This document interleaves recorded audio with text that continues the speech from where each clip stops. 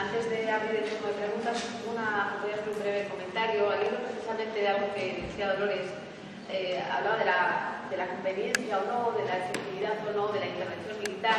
Voy a añadir una cuestión a lo que comentaba la profesora López Jacob, y te voy a poner sobre la mesa la cuestión relativa a la legalidad o no de la intervención. Desde mi punto de vista, hay que plantear que la intervención por una parte en Irak, y en Irak, en la medida, como ya decía, que hay un consentimiento por parte del gobierno para responder al Estado Islámico. Yo creo que, aunque es verdad que no hemos hablado tradicionalmente del consentimiento como circunstancia excluyente de la ilicitud de la prohibición del uso de la fuerza, pero yo creo que frente a un ataque terrorista como este, que tiene unos tintes distintos, porque llevan a cabo una ocupación territorial, bueno, pues el Estado de Irak, desde luego, tiene derecho a defenderse y, en este sentido, pedir a terceros que le auxilien para hacer frente. En la medida en que los terceros estados intervengan con el consentimiento de Irak, creo que desde que se lleve ejecutando, creo que es una intervención legal. En Siria, sin embargo, creo que la situación es otra, porque el gobierno de Al-Assad no ha consentido en ningún momento las intervenciones militares y las rusas, pero estaba pensando en Francia, es que yo estaba pensando. Francia, cuando interviene a finales de septiembre y además tiene el mal gusto de anunciarlo en la sede de la Asamblea General de Naciones Unidas, cuando se inicia el periodo de sesiones correspondiente, anuncia y dice que va a comenzar las intervenciones militares. Yo creo que, ¿cuál es el aval de esa intervención? No había resolución del Consejo de Seguridad, no sé, a mí solo desde el consentimiento del Estado tampoco me queda la legítima defensa, pero la legítima defensa, ¿cuál había sido el ataque? El ataque armado recibido. ¿De qué estamos hablando? ¿Del chaviendo de enero? En fin, no voy a entrar en los otros requisitos, pero creo que desde luego la inmediatez. Si se cuestionó en el caso del 11S, ¿para qué vamos a contar una intervención que empieza en enero y termina? O sea, una intervención no, un ataque armado que tiene lugar en enero y hablamos de la y se responde en septiembre. Por tanto, yo creo que las intervenciones militares en Francia desde el mes de septiembre tienen dos avales. Si estamos hablando de la responsabilidad de proteger siempre pasa por el aval del Consejo de Seguridad. Por tanto, esa vía tampoco le avala. Después, decimos, bueno, se produce el atentado el 13 de noviembre. ¿Es entonces una respuesta de legítima defensa? Bueno, la legítima defensa frente al terrorismo internacional es algo que sigue estando debatido. Incluso después del 11S hubo un sector importante de la doctrina internacionalista que cuestionó seriamente que fuera legítima defensa porque el criterio previo que es ataque armado estatal no se producía. Es verdad que hay un debate y hay una serie de dudas que se cuestionan. Pero yo me planteo que si entonces se planteó la duda, ya sé que no se puede medir en términos de víctimas, pero estamos hablando de un atentado terrorista en el que se producen 120 víctimas. Yo creo que cuando se producen los atentados de Madrid, nadie cuestiona, no se habló en ningún momento de intervención española en legítima defensa frente a nadie, ni siquiera en los de Londres. Entonces, en este momento hablar de legítima defensa y hablo por la inexistencia del criterio de ataque armado. Es verdad. Y yo creo que ahí acierta perfectamente, claro, entonces esto es muy políticamente incorrecto decirlo en este momento, ¿no? Frente a la amenaza que recibimos. Bien, ¿cuál es la respuesta para el derecho internacional? Yo creo que la sede es el Consejo de Seguridad. La norma que prohíbe el uso de la fuerza es una norma imperativa, es una norma interrogable y solo tiene unas pocas excepciones que deben ser interpretadas restrictivamente. En la medida en que se produzca una interpretación extensiva, yo creo que eso no lo avala el derecho internacional. El Consejo de Seguridad ha aprobado una resolución, la resolución 2249, que yo creo que a partir de ese momento, también con matices, porque lo señalabas tú, avala la intervención militar. ¿Por qué? Porque lo dice el texto, es idéntico prácticamente al que se utiliza en las resoluciones que se autoriza el uso de la fuerza. Me repito a la 678, que fue la primera tras la caída del muro de Berlín, es cuando se empieza a aprobar este tipo de resoluciones. Bien. Creo que en esta resolución se sigue ese patrón, califica los atentados como amenaza a la paz y la seguridad internacionales, no los califica, como no lo hace nunca, efectivamente, ni como acto de agresión, ni como ataque armado, ni siquiera como quebrantamiento de la paz. Les califica como lo que son, una auténtica amenaza a la paz y la seguridad internacionales. Y a partir de ese momento se abre la vía a la intervención institucional centrada en el Consejo de Seguridad.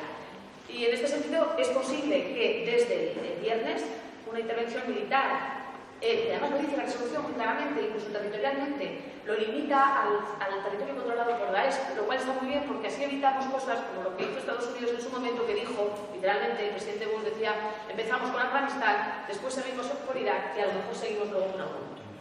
Entonces, desde mi punto de vista, esta resolución es muy positiva porque como la intervención militar va a tener lugar igualmente, para que no se pisotee al Consejo de Seguridad de Naciones Unidas, creo que es fantástico que se haya aprobado. Es verdad que no incluye una cosa que es muy importante y que lo decimos en clase, la resolución que se fundamenta jurídicamente en el capítulo 7.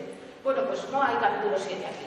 Entonces, ¿qué podemos decir? Ya no es obligatoria, ya no sé, como no podemos ver los debates porque no están colgados, la resolución en castellano nos la han colgado esta mañana y los debates, que es donde podríamos ver exactamente qué se quiso decir y qué no se quiso decir, porque a lo mejor Rusia dijo, yo no estoy autorizando el uso de la fuerza, claro que si quiso eso, pues no haber incluido el párrafo 5, que es muy plano, ¿no?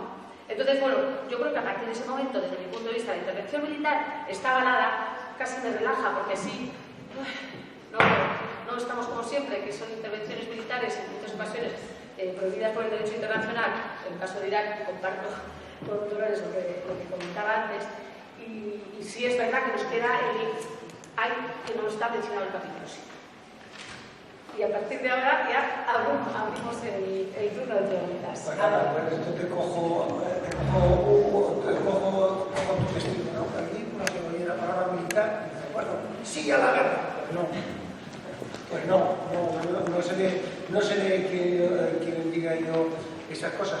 Vamos a ver, los problemas de la comunidad, yo tengo una casa y pertenezco a un grupo de vecinos. Entonces, los problemas de la comunidad pues son problemas de todo, que cada uno pagamos un canon de acuerdo con nuestros metros cuadrados. España, los países occidentales, tienen su cuota de responsabilidad en la comunidad internacional, puesto que somos países desarrollados y, bueno, y obtenemos un beneficio sustancioso de nuestras relaciones internacionales y acorde con ese beneficio pues debe ser nuestra responsabilidad, al menos así lo entiendo yo. Lo digo para los agentes, esa eventual respuesta militar, pero nosotros vivimos muy lejos de esa tierra. Es decir, para mí sería inconcebible que en un problema sería inconcebible e impracticable, ¿no? O sea, tú no puedes resolver el problema sirio iraquí sin resolver antes el tema de Arabia Saudí, el tema tiene que implicar a un montón de agentes locales. Si esos locales no los implicas, no hay solución a largo plazo, al menos desde mi punto de vista. Segundo, intervención militar, no voy a decir sí o sí no, porque no me corresponde, pero solo no. Es decir, mandamos aviones, tiramos unas bombas y fuera. No, eso no es así. O sea, eso debe en el caso de considerarse conveniente, debe formar parte de un plan más amplio y más a largo plazo que pase por la reconstrucción de todos esos países y con el empoderamiento de los agentes locales, es decir, desde dentro, desde su propia cultura. No tenemos nosotros que ir de misioneros a ninguna parte. Tenemos que irles enseñarles algunas cosas, al principio más militares, después debilitando militares, metiendo agentes civiles y reconstrucción del Estado. De eso es de lo que se trataría. Y luego, no se puede plantear echarle napalm a muchísima gente. Vamos, eso no tiene que ser, es que no. Estas decisiones no se hacen con el estómago, se hacen con la cabeza y buscando un bien moral superior. Es decir, las democracias hacen las cosas de un cierto modo dentro y así, de ese mismo modo, tiene que hacerse afuera. No tiene que haber una distinción grande entre interior y exterior. Abrimos un turno de preguntas. Yo voy a empezar por lo fiscal y le voy a leer una cosa. Va para los tres. Se empieza por la última. Yo le preguntaría al fiscal qué pensaría si yo cualquier organización social dijera algo así como que los hombres están al cargo de las mujeres en virtud de la preferencia que Alá ha dado a unos sobre otros y en virtud de lo que gastan en ellas de sus riquezas. Las habrá que sean rectas, obedientes y que guarden cuando no las vea aquello que Alá manda a guardar. Pero aquella cuya rebeldía temáis, amonestadlas, no os acostéis con ellas, pegadlas. Pero si os obedecen, no busquéis ningún medio contra ellas. Esto es el Corán. Esto es el Corán. El problema estamos utilizando, y ya paso a la segunda intervención. Esa es la pregunta desde el punto de vista jurídico. Es decir, cualquier organización social que incluyese esto en su ideario, creo que sería catalogada como contraria a derecho. Básicamente porque fomenta dos elementos que violan artículos de los artículos fundamentales de nuestra Constitución: la igualdad y la no violencia. Sí, esto lo que está es haciendo proselitismo de la discriminación por razón de sexo, y esto es lo que se lee en las mezquitas. Si no nos engañemos, si no están leyendo el hola. Sí, esto no es un panfleto que me han regalado, esto está traído de Arabia Saudí.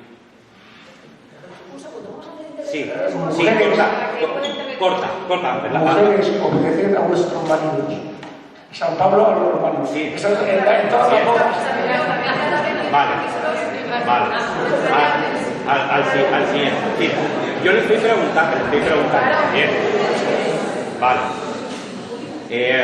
A la segunda interviniente, que ha sido muy interesante,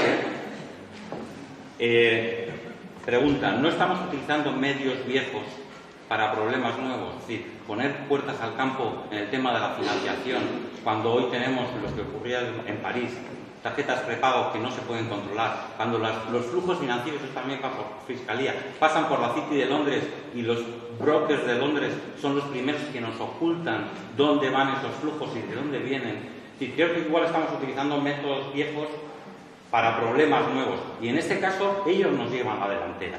Nos llevan mucha delantera porque saben dónde nuestra debilidad.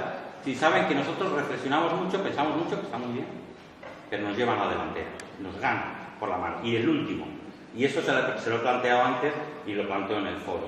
Sí, quizás el problema no es qué, no son las letras, sino quién interpreta las letras. Se lo he planteado antes en Petit Comité. Sí, ¿cuál es la diferencia entre ver a un miembro del Daesh realizando las barbaridades que realizan en el salón de nuestra casa y las mismas barbaridades que están produciendo en Riyadh, porque ellos aplican la misma norma? Es decir, la decapitación que nosotros vemos de un tío que corta, quizás el problema no sea tan solamente religioso, sino el problema también sea un problema geopolítico. Quizás, y eso se lo pregunto como experto en geopolítica, tanto militar como eso. Es decir, ¿no será también que habrá que decirles a alguien separemos Iglesia y Estado de una vez?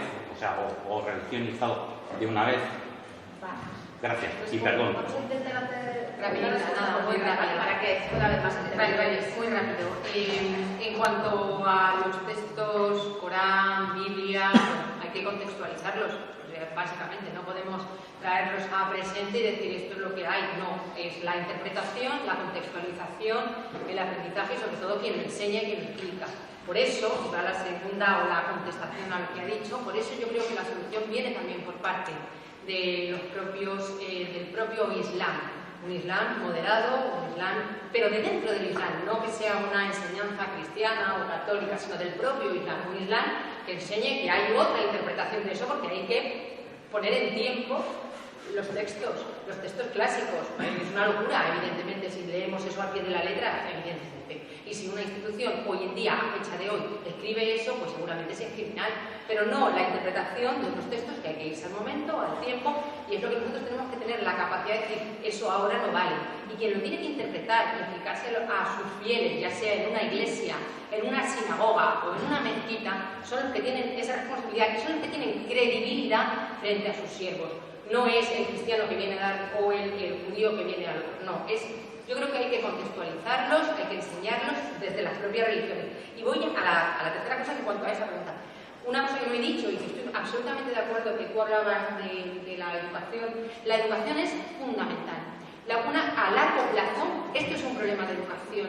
Es un problema de educación, pero no cualquier educación, no una educación neutra, sino una educación en derechos humanos, una educación en militancia de derechos humanos. Estoy cada día más convencida. En el año 2008, puedo contarlo, tuve una reunión con servicios de inteligencia en la que la única jurista era yo. Estamos en una sala apartada, estaban pensando cómo intercambiar información para resolver el problema del yihadismo, año 2008. Y en ese momento le dan la palabra, me dice, bueno, la fiscal va a dar su opinión. Y dije, ¿educación? Me llamaban, estoy como sociedad pandillada. Educación, porque ya empezábamos el problema de los chavales, con esa horquilla entre los 18 y los 21 años, completamente vacíos de valores, con un montón de problemas personales, con un montón de problemas sociales, familiares, desestructurados, que su salida era justamente esa, la de la violencia. Por lo tanto, educación y no neutra, militante en derechos humanos. Y lo último, en cuanto a la financiación, que también me toca muy rápido, a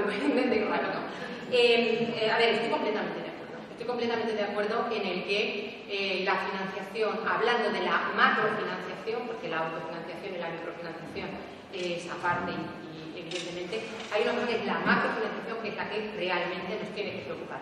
Miren, yo llevé como fiscal, me tocó en la Audiencia Nacional, llevamos también tema de cooperación, despachamos comisiones rogatorias y también extradiciones. Hacemos una cosa que son los expedientes extradicionales, que son procesos extradicionales, que es una parte preciosa de la cooperación.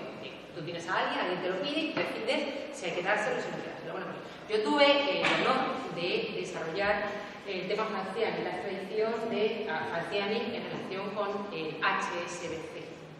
Bueno, pues Falciani, una de las cosas que yo aposté por la no implicación tradicional, porque había colaborado en desarticular todo lo que era un paraíso fiscal en sí mismo, que era el HSBC, que estaba en Ginebra.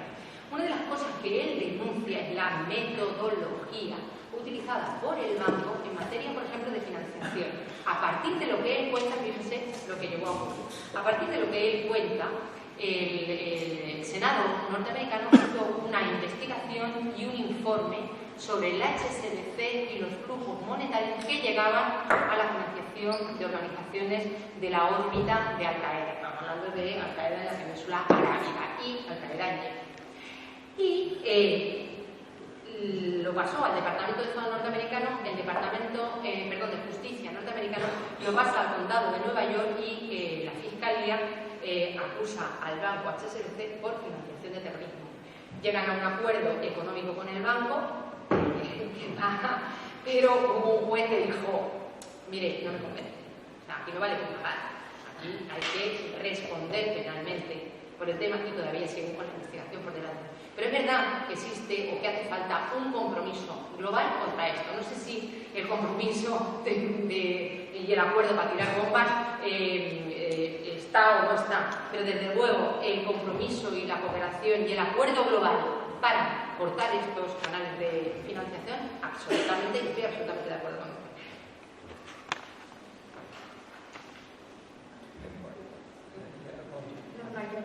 Las respuestas, yo me acuerdo, no son ejemplos prácticos, es sobre el libro, o sea, aquí está todo dicho. Bueno, varias cosas, ¿no? Respecto a la cita correcta que usted sacaba, el otro día estaba leyendo un informe de una chica que trataba de demostrar que iba hacia las mujeres, se dirigía hacia las mujeres, tratando de demostrar que, puesto en términos jurídicos, de derecho islámico, que sus maridos estaban llamados a la yihad y no habían contribuido, no contribuían a la yihad, se estaban comportando como malos musulmanes en un aspecto esencial y que si se persistían sin colaborar en la yihad, entonces faltaban definitivamente a la norma y por tanto serían apóstatas, lo que hacía inválidos sus matrimonios y estaban obligadas no a divorciarse del matrimonio, sino a abandonar a su marido. Luego, al hilo de lo que se está apuntando aquí de la cuestión de la financiación, que estuve viendo también el otro día un informe un informe de hace 4 años, en el que decían que solamente había 19 países que habían implementado plenamente los dispositivos las disposiciones del Consejo de Seguridad en materia de lucha contra la financiación del terrorismo. ¿Ese dato es correcto? Puede ser, sí. O sea, de 194, 19 son. Sí, o sea, es decir, si tú das normas y si luego no las aplicas, pues es un problema. Si es en la lucha contra el terrorismo, si ya vamos contra la criminalidad organizada, el Palermo y estas cosas, pues tirarse al suelo. La cuestión de Arabia Saudí. Bueno, Arabia Saudí mantiene desde el año 45, en una famosa entrevista del presidente Roosevelt, el pasado 15, con el rey de Arabia Saudí, una relación estratégica. Arabia Saudí es el único país que se abstuvo en la Declaración Universal de los Derechos Humanos, el único país musulmán presente en aquel momento. Arabia Saudí es el día de hoy un país con 22 millones de habitantes, ¿no? Y en el que el componente tribal, ¿qué es? Es decir, los países son lo que son con independencia de... tenemos una determinada concepción de lo que tiene que ser un país, las estructuras que debe tener. Estos son países que tienen la forma geográfica de país, pero que el contenido de esa forma no se acomoda a nuestra concepción. Eso es lo que es y corresponde a su estadio de desarrollo. Me gustaría que fuera otra cosa, pero es el sistema que tienen ellos de estar organizado. Bueno, y aunque tú le cambies el nombre, pues va a seguir estando ahí, va a seguir teniendo el mismo petróleo y va a seguir teniendo el peso estratégico. Lo que pasa es que en términos geopolíticos, pues considerado por el mundo islámico, por razones económicas y tal, pues es limitado. Aún así, ya llegamos a la cuestión del laicismo. El laicismo, me preguntan que solamente ha existido se ha existido en algunos países, islámicos como consecuencia de regímenes postcoloniales autoritarios. Le hace jugar en mediano en Argelia, que es un régimen autoritario, la Libia de Egipto, el Túnez de Bolívar, eran regímenes autoritarios. Y luego, la palabra laicismo como tal es un neologismo que tuvo que introducirse en el árabe hace poco, porque no existía.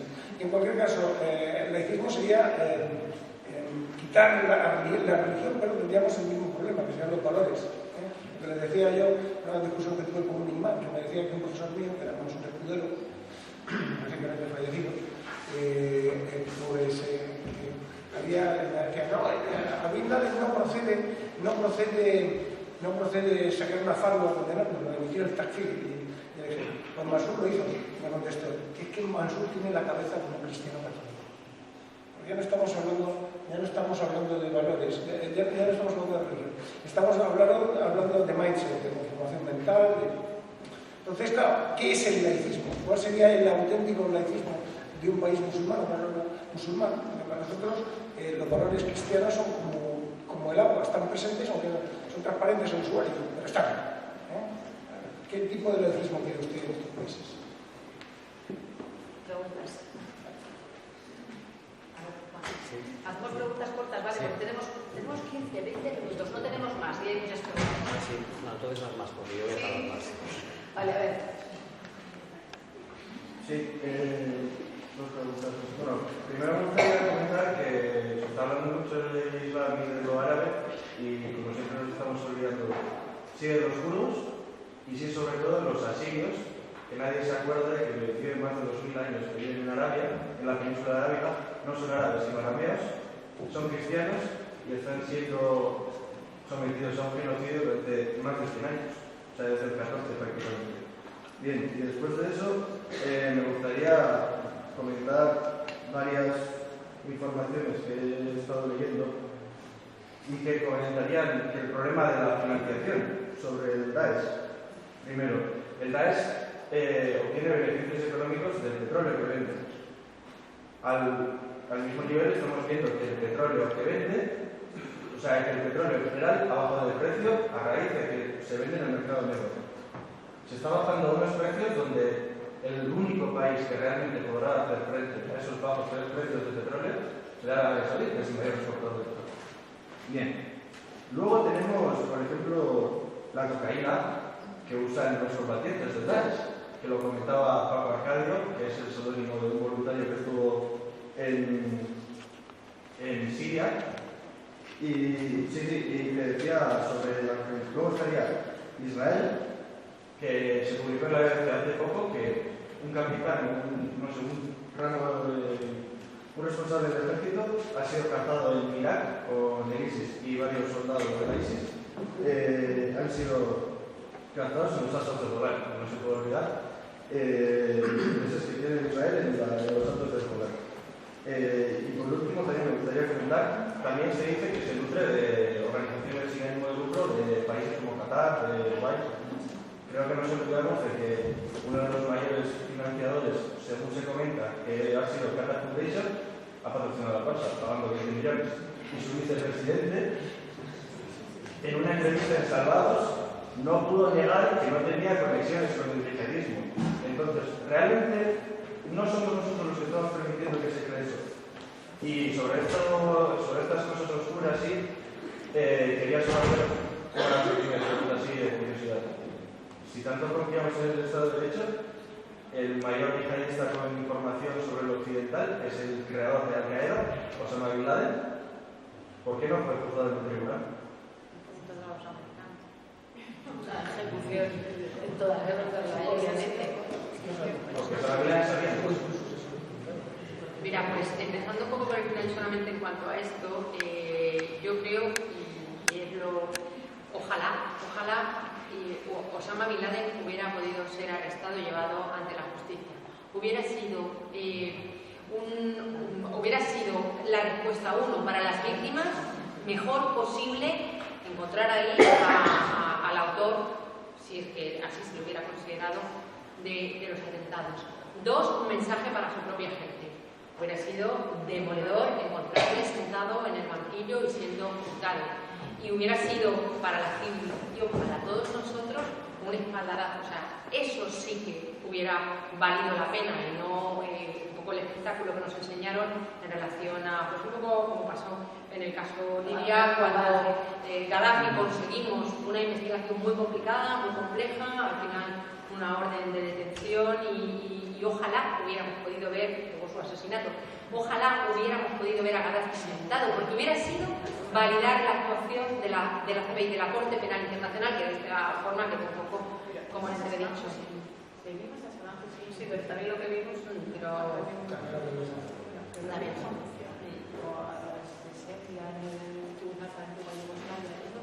de todas formas, del conjunto de las cosas que tú has dicho, a mí ahí me has cuestionado una pregunta que le había apuntado aquí. ¿Y en quién se beneficia del terrorismo?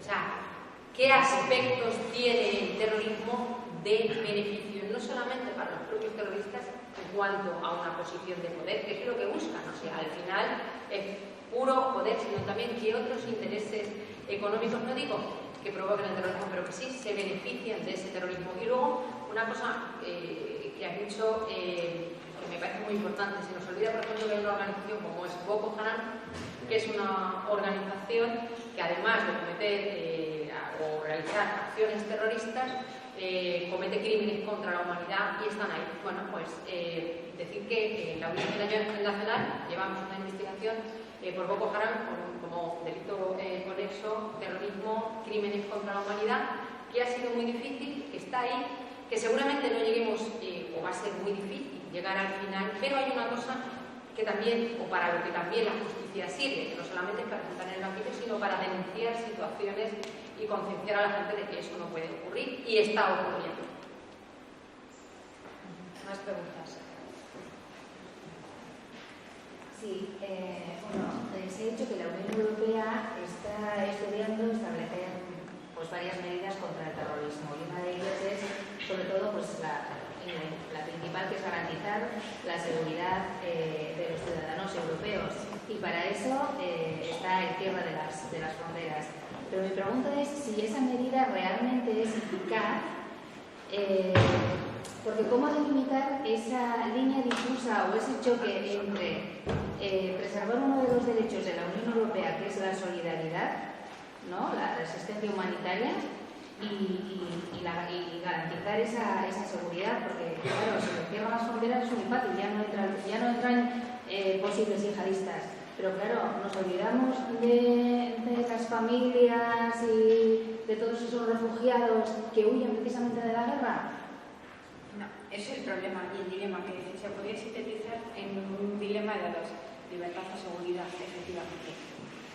No solo la idea de la Unión es reforzar el sistema de control de Frontex, sino al mismo tiempo está invirtiendo, pero más que ninguna otra organización internacional, en la asistencia humanitaria. Tengo datos en concreto de la fecha del 30 de octubre sobre las aportaciones específicas para Siria y todos los refugiados sirios. Casi los 7 millones de habitantes, más o menos, estoy redondeando de memoria, no me acuerdo, que han salido. La Unión está avalando como primer donante internacional en materia humanitaria. Se han creado fondos específicos, etcétera, el MADA famoso, de que nace con 150 millones, etcétera. Eso es una parte, es una forma de intentar compensar esos controles, pero al mismo tiempo dotar de medios en esos controles fronterizos y en esos campamentos de refugiados, porque las imágenes que estamos viendo son terroríficas. ¿Para qué? Para que puedan acogerlos, darles mantas, comida caliente y poder utilizar un sistema interno que tiene la Unión de Protección Civil para que vayan más efectivos a ayudar a lo que es el control de las fronteras, la identificación de todos los que pasan y si esos que están pasando están fichados en estas redes, etcétera. Porque muy bien, somos solidarios, que entren todos, y luego nos pasa lo que hemos visto la semana pasada. Es el equilibrio. Entonces, la asistencia, el aporte económico va a reforzar precisamente los puntos calientes, en los puntos difusos donde se aprovecha la caridad o la solidaridad de la Unión para entrar precisamente los yihadistas. Y también se está reforzando se va a crear una nueva guardia costera de la Unión, o así se llama, precisamente para erradicar el tráfico ilícito de las pateras o de esos refugiados estamos en los que les atacan con miles de euros para luego morir ahogados en el Mediterráneo. Tiene razón, es el dilema, es el equilibrio entre ambos. Y se está intentando activar mecanismos para equilibrarlos y favorecer esa solidaridad, pero no en detrimento de la propia seguridad. Hay varias preguntas. A ver, yo una muy rápida, utilizando un poco, picando un poco de las tres intervenciones y subrayando un poco la importancia del lenguaje. Nosotros, ellos, los buenos, los malos. Nos referimos a colegios cerrados en Bruselas, pero no nos referimos a los colegios cerrados que pueda haber ahora en Raqqa o en... Es decir, quizás somos parte muy importante del problema, que nuestra propia narrativa del problema está muy asentada. Yo voy a empezar también así, como ha empezado usted. Yo soy ateo. Entonces, eso ya parece que nos sitúa en el terreno con una visión, con una... Ateo católico, como decía. Claro, según el día me levanto más agnóstico y otros más ateo. Pero, entonces, atentado de París, se mueve toda Europa. Atentado de Beirut, apenas unos minutos. Aparece Aislan, se llamaba el niño que apareció en la playa. A partir de ese niño han muerto, es decir, no sé cuántos hablaban hace poco. Vivimos en una Europa de nosotros, ellos nos importan menos, nuestros valores cuando se tocan es un problema y fuera de aquí, por ejemplo, Israel es un gran problema en esto y no se trata. Aparte de eso, una cosa que siempre me choca, ¿cuáles son nuestros valores? No tengo muy claro si tenemos unos valores o depende los valores para adentro y los valores para afuera. ¿Son nuestros valores bombardear, ir a Irak en una intervención ilegal? ¿Aplicar que unos muertos valen más que otros? Otros comentarios. ¿Entran con cinturones o no se integran? No entran con cinturones, están aquí, son franceses, son españoles, son europeos. Y posiblemente no tengo muy claro si no se integran o no les dejamos integrarse. Por ejemplo, en el caso francés. Desde el momento en el que un presidente como Sarkozy habla de la escoria, del banlieue, Es decir, somos parte del problema. Simplemente ahí lo dejo. Muchas cosas, ¿sí? No sé si igual se formulen algunas preguntas más y después se agrupan, porque quizás, digo, porque es que no tenemos mucho más tiempo. Más preguntas. A ver. Una, allá. Corta, por favor. Alto, por favor.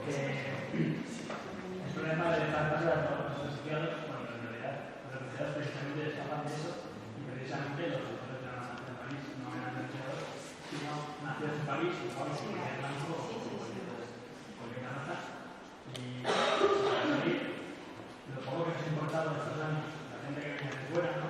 Cómo se ha dejado hacer mítines o propagandas políticas que tiempo por esta ciudad, por ejemplo, Barcelona, hay unas para los de casa y unas de fuera. Entonces, el fenómeno es más social y tan religioso como se pone en la ciudad.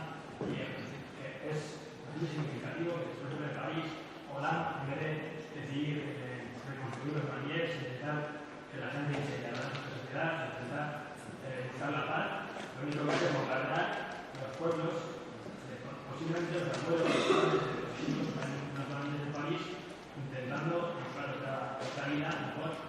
Lo único que se considera es imaginarlos, aparte, esos problemas que hablaba la sociales de familia, hay que intentar atajarlos, cómo se les deja aparte, y al final, para mí eso es más escándalo cultivo que no la razón de que ellos sean muy buenos con las redes sociales o con cualquier otra cosa, porque no creo que esa sea la razón que cada vez haya más desde Europa. Vale, empieza. Soy francés, pero No, no voy a hablar. Sí, va. Primero sobre la legítima defensa en el caso de Daesh, porque Daesh es un que no es un estado, pero para mí es un estado de facto, es una mafia más que un estado. No es un estado de derecho, pero un estado de violencia. Es así. Y sobre la legítima defensa, hemos visto, por ejemplo, el caso de Afganistán. En el caso de Afganistán no sabemos si no hay pruebas si el Estado estaba haciendo una cooperación directamente con Al-Qaeda. Pero aquí tenemos un territorio que está controlado por Daesh. Y por eso, en este caso, creo que podemos hablar de legítima defensa. Vale. Y también a Daesh estoy haciendo una guerra total, como los nazis antes. Hay una conexión entre ellos. Y están totalmente fuera de la sociedad, pero no, ahora creo que hay también una sociedad, ¿cómo se dice? Paralela. De las organizaciones terroristas como Boko Haram, Shebab, hay dos sociedades internacionales. Pero bueno, la cosa la más importante para mí es la educación de Daesh, porque las próximas generaciones de niños van a estar completamente radicales, ¿vale? Y creo que es la cosa la más peligrosa que tenemos en este caso. Y es porque creo que nosotros tenemos también que hacer una reacción total a una guerra total, porque no van a cancelar este proceso, no van, y tenemos que buscar una solución. No con los occidentales, pero con los árabes, Irán, Arabia Saudí, los poderes de esta región, no nosotros, no es el problema. Pero como hemos visto en el pasado, un país que está haciendo una guerra total va a perder, ¿me puedo decir? Lo siento por el español.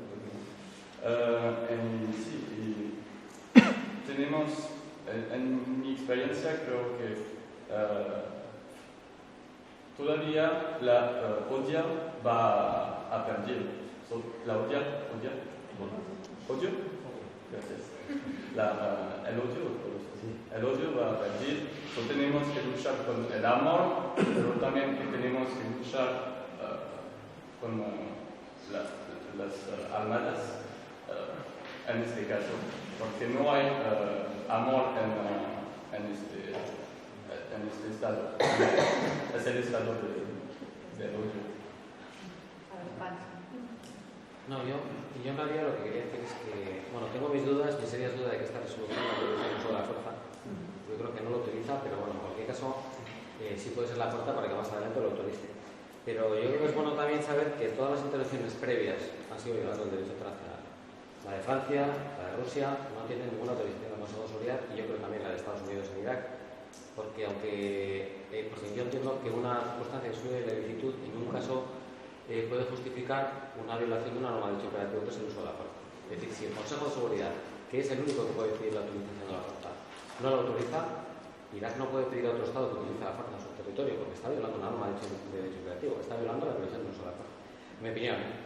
Entonces, me preocupa que habitualmente ya los medios informativos, el programa de Wyoming, que es el programa por el que muchos nos enteramos de lo que ocurre en el mundo desde hace algunos años, llevan a un supuesto experto en relaciones internacionales que dice que Francia está ejerciendo su legítima defensa, entre otras cosas, el argumento surrealista para subir la moral de los franceses, me parece insólito, y ignorando que la legítima defensa es una institución jurídica que tiene unas características muy concretas y que no es cualquier cosa. Y que todo lo que sea parte de la Carta de las Naciones Unidas, mientras no se reforme, es violar la Carta de las Naciones Unidas. El problema es que es un discurso que se va soltando y aparece en un programa y en otro programa y escriben en la prensa, y llega un momento que da la sensación de que todo el mundo le parece normal que un buen día el presidente francés decida que va a utilizar la fuerza en Siria, que por cierto la lleva utilizando mucho tiempo. Francia interviene no solo en Siria, sino en gran parte de África y en parte de Oriente Medio, sin autorización del Consejo de Seguridad. Lo mismo Francia que Estados Unidos reaccionan cuando la violencia actúa contra ellos.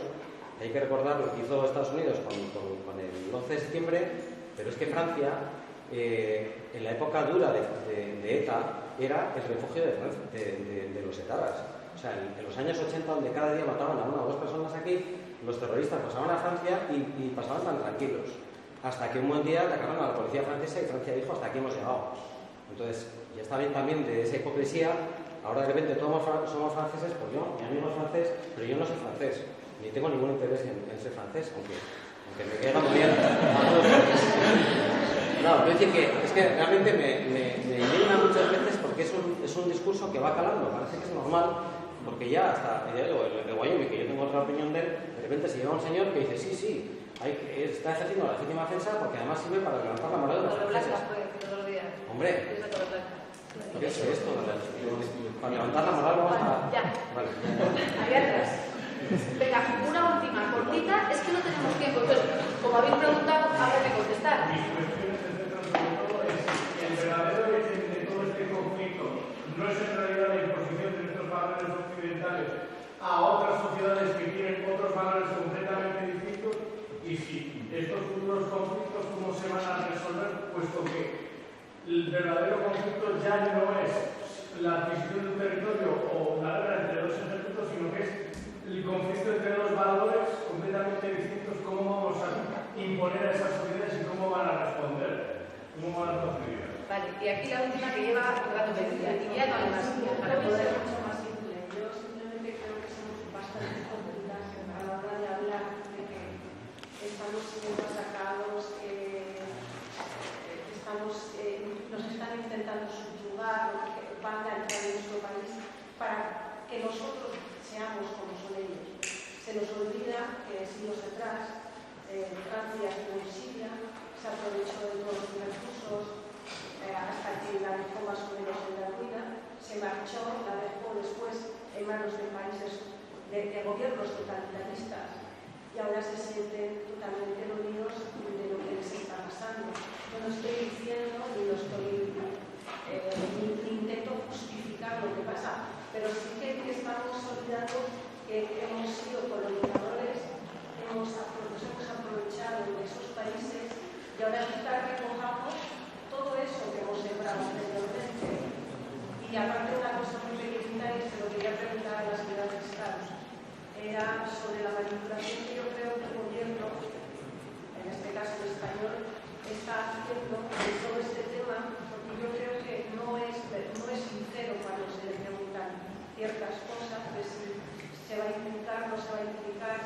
si lo están utilizando al tema electoralista porque ahora tenemos unas elecciones y después nos vamos a llevar la sorpresa, o ¿por qué no son sinceros? ¿Por qué manipulan? ¿Por qué utilizan también el terrorismo según les conviene? ¿Contestamos? Vale, bien. Arrancamos de la pregunta de Óscar. A ver, yo contesto y lo hago de una manera rotunda y contundente. Cuando yo digo ellos y nosotros, estoy hablando de terroristas y gente que estamos en el Estado de Derecho. Punto. Eso quiere decir, no estamos hablando de temas sociales que a mí no me competen, yo no estoy metida salvo como una posible solución de resocialización, reinserción, de radicalización que me preocupa como post-delito. Pero yo estoy hablando de delitos, estoy hablando de delitos de terrorismo, que son gravísimos, que generan mucho dolor, mucho daño, hay mucha violencia detrás y es algo tan salvaje como la imposición violenta de las ideas. Y eso aquí y en cualquier parte me parece absolutamente rechazable. Por tanto, cuando yo hablo de nosotros, hablo de los demócratas, los que estamos en el Estado de Derecho. Cuando hablo de ellos, mi lenguaje es clarísimo, es de los terroristas, los violentos, eso lo tengo clarísimo. Y en el tema de los políticos, pues no voy a opinar porque una cosa que me preocupa y es lo único que en este momento me puede preocupar es que a mí me gustaría que esto no fuera, o el terrorismo no fuera debate político, que quedase al margen del debate político. Creo que el terrorismo afecta a la seguridad de todos y exige responsabilidad de los políticos. Entonces es verdad que a la población hay que informarla, es verdad que necesitamos lanzar mensajes serios en relación a lo que está ocurriendo y lo que pensamos hacer, pero sin entrar en la contienda política. Si tú has dicho, si tú has comentado, si tú has dicho, esto tendría que estar por encima. O sea, que decir, a mí los pactos políticos y tal, que hagan o que tomen las soluciones mejores con consenso, y cuanto mayor consenso mejor, pero pensando no en un rédito electoral, sino en la población. Por lo tanto, a mí me gustaría que esto quedase al margen de la política y que nosotros, los que estáis aquí, que sois juristas de inmensa mayoría, y bueno, y los politólogos, los sociólogos, cada uno en su ámbito, trabaje por la seguridad y por la concordia y la paz. Pero bueno, eso es cosa de los políticos y qué le vamos a hacer. Pero ellos son los terroristas, no nosotros. Pues no sé, seguir más. Han salido muchas cosas,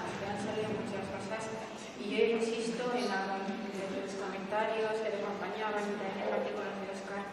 Creo que hay que hacer una estrategia completa, es decir, hay que atacar el problema desde todas las posibles perspectivas y a todos los niveles, el económico, el financiero, el político, el social, en la integración, en la ayuda humanitaria. Por lo tanto, no es solo bomba sí, bomba no, pero hay que aplicar todos los instrumentos e intentar acompasarlos y armonizarlos. Entonces es cuando podríamos encontrar una solución. Pero lo que creo que no es decir, solo controles sus fronteras y todo lo demás es irrelevante. No, porque es un tablero totalmente cojo. Hay que crecer en todos los pilares de forma armoniosa. Pero sobre todo yo creo que es una cuestión de educación. ¿De qué valores estamos hablando? De cuáles son nuestros valores. Pues ahora que tenemos que tener una relación muy clara. Pero el artículo 2 del TUI dice cuáles son los valores de la Unión Europea. La pluralidad, la tolerancia, el respeto a los derechos humanos, el Estado de Derecho, son prácticamente los mismos que tenemos en nuestra Constitución. Esos sí son valores. Con independencia de que el gobierno de Europa tenga un color u otro, pero que haya pluralidad de respeto y tolerancia. Creo que esos son valores. Y no hablamos de esos son valores. Bueno, no quiero decir más porque sí. Yo tengo varias ideas y voy a tratar de ser breve. Vamos a ver. Los valores. ¿Qué es el valor de Occidente? La libertad. No, ese es el valor del siglo XXI. Ese es el valor que viene del siglo XXI. Pero el concepto de libertad de pensamiento no existía en la Ilustración. De hecho, la libertad de pensamiento es el debate de Tomás Moro, ni más ni menos por el Parlamento de Westminster, cuando le condenaron porque no podía pensar cosa distinta de la que mandara el rey. Entonces le condenaron por pensar en lo de el concepto de libertad es de la Ilustración, libertad de pensamiento. El Occidente, la gran aportación de Occidente al mundo es el cogito ergo sum, la duda. Occidente es una sociedad que duda de todo, incluso de sí mismo. Y eso es una cosa que tenemos que no comparten todas las civilizaciones con nosotros. Y de esa duda surge la tolerancia, porque quien duda tolera. Y de la tolerancia surge la democracia, y de la democracia como balances y contrapesos, como equilibrio. Como equilibrio. No se trata de imponer los valores. El mundo se ha cerrado, la globalización es un proceso de encuentros inevitables, tesis, antítesis, síntesis. El encuentro con el otro es discursivo, es encontrarte, no es dudar de ti mismo. Y eso genera movimientos reflejos. Claro, el pasado, o sea, yo no soy heredero, me dicen muchas veces, porque los militares, porque Franco, mire, la culpa no pasa de padres a hijos, y mucho menos las instituciones cuando ni siquiera son familia. Entonces, ya ha pasado ya mucho tiempo, ha habido una descolonización, de acuerdo con tal, pero que el discurso, ese discurso de la colonización en algún momento tendrá que parar. Nosotros nos fuimos de América hace ya 200 años, ¿no? Y seremos culpables de algunas cosas. La conducta de lucha contra el terrorismo, yo lo primero que le pedí en el seminario que tuve el otro día, la primera conferencia, es de Fernando Sabater, diciendo nos tierra, como se nos está viendo, que lo primero, no se trata solamente de tener las leyes, se trata de cómo se aplican las leyes, porque la democracia es una actitud. No solamente son leyes, sino una actitud a la hora de aplicarlas. Seguridad y libertad no son dos aspectos incompatibles. Pertenecen a planos distintos, aunque en algún momento pueda entrar en contradicción. No hay libertad sin seguridad. Y desde luego, un Estado policial no es un Estado libre. Entonces, no es un Estado en el que los ciudadanos sean libres. Hay que saber compaginarlas, pero no situarlas en planos antitéticos, porque muchas veces no lo son. Lo que se ha dicho de ayuda humanitaria. La ayuda humanitaria no debe securitizarse. Debemos de ir un paso más allá. Solamente se apoya a los países que son un problema, ¿no? Entonces tú te encuentras, aunque hay determinados países que reciben mucha ayuda humanitaria, porque producen determinados problemas o porque se producen determinados efectos. Debemos de articular medios para ser capaces de ir más allá de esto. Estoy completamente de acuerdo con usted. Es una cosa que se produce. Nosotros y ellos. Cuando se produjo lo de Charlie Hebdo, creo que Boko Haram destruyó una ciudad y no sé si mató 1000 personas, una barbaridad de las suyas. Y aquí no se dijo ni mu. 11 personas o 20 personas en total pudieron más que 1000. Y eso es un crimen. Los refugiados. El derecho de asilo no es algo legislativo de un Estado, y menos de un Estado desarrollador, es una obligación. Y es acorde a nuestros valores. Y hay que defenderlos, como la libertad de prensa en el medio del terrorismo. Si somos los mejores, tenemos que demostrarlo y ponernos mayores libres.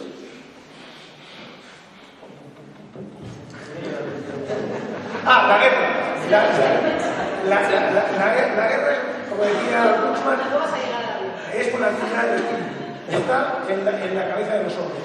Pero si ellos se sienten en guerra, nosotros no debemos de sentirnos así, porque no lo estamos. Si ellos están así, hay que tratar de convencerlos, de hacer pedagogía sobre ellos. No que hagan ellos pedagogía sobre nosotros y nos hagan sentirnos en guerra.